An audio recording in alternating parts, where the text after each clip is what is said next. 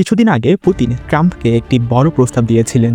সেটি হলো ইরানের কাছে বর্তমানে যে 60% সমৃদ্ধ ইউরেনিয়াম রয়েছে তা ইরান থেকে সরিয়ে রাশিয়ায় নিয়ে আসা হবে। পুতিন এই প্রস্তাবটি দিয়েছিলেন যাতে আমেরিকা এবং ইসরায়েল এই যুদ্ধ এখনই বন্ধ করে দেয়, কিন্তু ট্রাম্প সেই প্রস্তাব সরাসরি প্রত্যাখ্যান করেছেন। কেন ট্রাম্প এই প্রস্তাব মানলেন না? যদিও কোনো অফিসিয়াল কারণ জানানো হয়নি, তবে বিশেষজ্ঞরা তিনটি প্রধান কারণ দেখছেন। ওয়াশিংটন, মস্কো, বিশ্বাসহীনতা। ট্রাম্পের ধারণা ইউরেনিয়াম রাশিয়ায় গেলে তা ভবিষ্যতে আমেরিকার বিরুদ্ধে ব্যবহৃত হতে পারে। ওয়াশিংটন এবং মস্কোর মধ্যে আস্থার চরম সংকটে প্রস্তাব বাতিলের অন্যতম কারণ। বিজয়ের আত্মবিশ্বাস।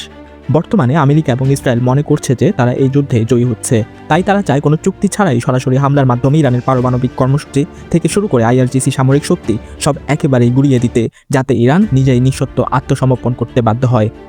Special force operation. মার্কিন প্রতিরক্ষা সচিব ইঙ্গিত দিয়েছেন যে তাদের কাছে অনেক বিকল্প পথ খোলা আছে।